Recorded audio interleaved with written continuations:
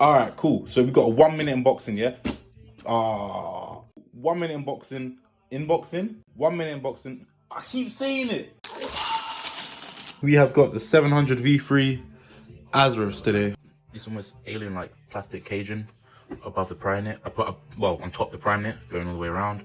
I'm pretty sure the Primeknit features free empty details. As you can see, it does in there. Also, you got the new lace system as well, which is why they say you need to go like a whole size up in these. Yo, so we've just basically hit the 30-second mark, so I'm gonna hit you with the facts and leave it as that. So as you can see, you got the blue Primeknit upper featuring dark grey and green accents, followed up by the transparent rubber cage made from RPU material, so you can obviously flex in the dark as well. The liner itself is taken from the Quantum series, if you didn't already guess that, and the sole, as you can figure, inspired by the 380.